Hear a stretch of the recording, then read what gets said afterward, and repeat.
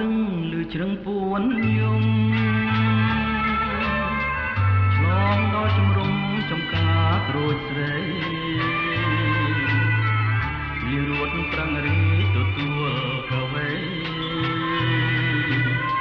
ផ្លែតែរូបស្រីមិនឃើញស្នេហ៍ត្រាអូនដើរបែកក្រូចបងលួចមើលមុំចំការស្រីធំជាច្រើនហិកតាសាមកចេញផ្លែសង្កែចេញផ្កាដូចណាត់ចិន្តាឲ្យជួបកវីតវត្តតាមក្រហមដាំងខ្ញុំ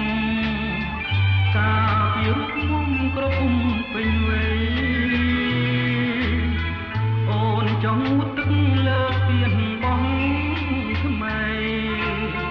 បងនឹងស្មារតីប្រុសស្រីល្អណាស់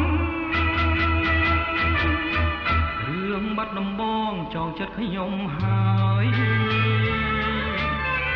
ទាំងសងកាយអើយកំហូរបញ្ច្រាំង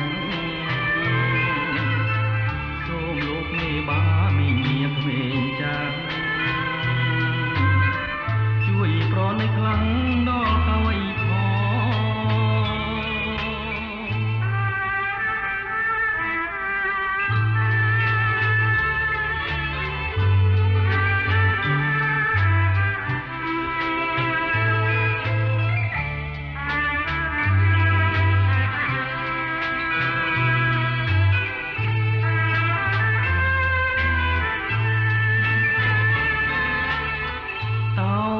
តាម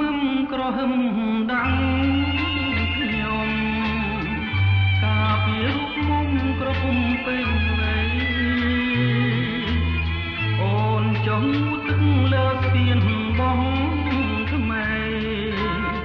មកនឹងស្មារតីប្រុសស្រីល្អណាស់រឿងបាត់ដំបងចងចិត្តខ្ញុំហើយ